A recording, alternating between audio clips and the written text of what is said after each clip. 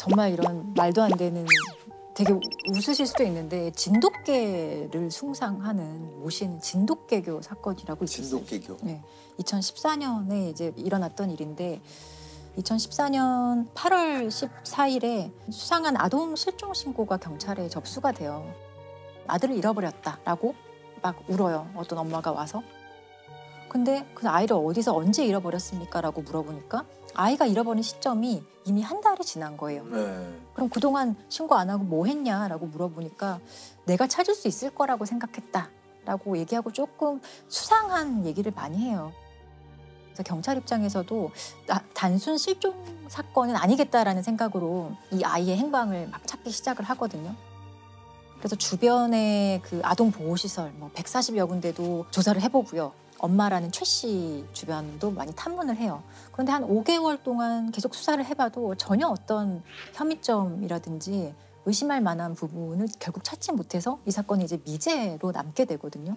근데 미제로 남게 되었다가 2016년 2월에 이제 이 사건이 다시 이제 수면 위에 네. 떠오르게 되게 돼요. 왜 떠오르게 됐나요? 당시에 2016년 2월에 그 미취학 아동인데 뭐 실종된 아이들을 좀 집중적으로 조사를 했다고 해요. 근데 그 과정에서 실종 신고된 이 사건이 다시 이제 경찰이 보게 되고 이거는 단순 실종 신고가 아니겠다라는 판단에서 다시 한번 조사를 하게 돼요. 조사하는 과정에서 이 엄마 최 씨가 아이가 실종했다고 하는 시점을 전후해서 한 15일치의 그 휴대전화 통화 내역을 보는데 이상하게 그 통화의 상대방들이 강서구의 한 다세대 주택에 다 살고 있는 사람들이었던 거예요. 너무 이상하잖아요. 네네. 그래서 그 다세대 주택을 살펴봤더니 사람들이 공동체 생활을 하고 있는 것 같은데 특별히 어떤 범죄 혐의점은 바로 찾을 수 없는 것 같았어요. 근데 그러다가 그 단체에서 탈퇴했다는 사람 하나를 만나게 돼요. 그래서 어렵게 경찰이 이 사람을 설득을 해서 어떤 일이 있었는지 확인을 하게 되는데 놀랍게도 이 사람이 증언하는 것은 2014년 7월에 한 아이가 있었는데 그 아이를 교주격인 A라는 사람이 폭행을 하다가 사망을 했고 야산에 묻었다라는 얘기를 합니다. 이 강서구 다세대 주택에 살고 있는 이 단체가 진돗개를 모시는 사이비 종교 집단이었던 걸로 밝혀지게 된 거예요. 악귀에 쓰였다면서 3살 아이를 때려 숨지게 하고 시신을 유기한 사이비 종교 집단이 범행 3년 만에 경찰에 붙잡혔습니다. 서울 주택가에서 공동체 생활을 하는 이들은 영물로 여기는 진돗개가 짖었다는 이유로 아이를 잔혹하게 숨지게 한 것으로 드러났습니다. 정체가 뭡니까 진돗개교? 진돗개교가 그냥 진돗개를 모시는 거예요, 한마디로. 진돗개가 거죠. 신인 건가요? 신인 거죠. 일종의 신인 거죠. 그러니까 진돗개한테 일단 다 존댓말을 해요. 먼저 내려가시지요 이런 식으로. 또 사당도 마련해 놓고 진돗개를 위한 어떤 의식을 거행을 하고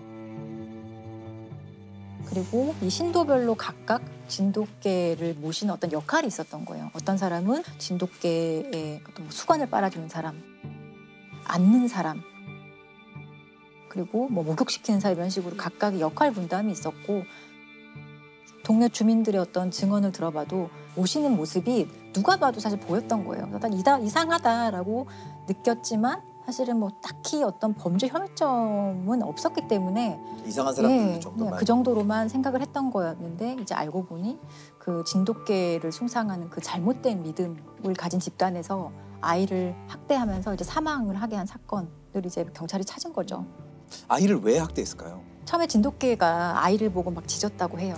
아이는 뭐 한 3살 정도 되는 아이였는데 그때 이제 진돗개교의 교주 같은 사람이 진돗개가 이렇게 아이한테 짖는 거는 이 아이에게 어떤 귀신이 쓰여 있어서 그렇다.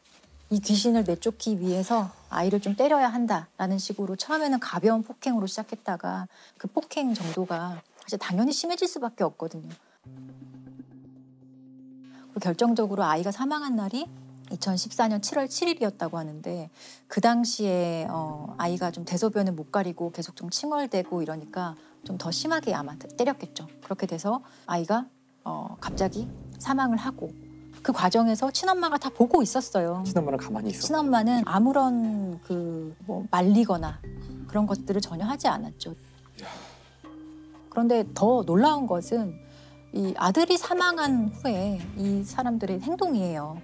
이 사망한 아이를 흔적을 없애야 될 거잖아요. 그래서 어떤 전주의 야산에 이 아이를 묻기로 합니다. 그래서 아이의 시신을 묻어요. 묻고 다시 집으로 왔는데 생각해보니 거기 멧돼지들이 많이 다닌다는데 멧돼지가 혹시나 아이를 묻어놓은 곳을 다시 파서 아이가 드러나면 어떡하지? 라는 그런 불안감이 엄습해왔나 봐요. 그래서 다시 이들이 내려가서 아이의 시신을 꺼내요. 그리고 그 자리에서 화장합니다. 아이의 시신을 불태워버리거든요.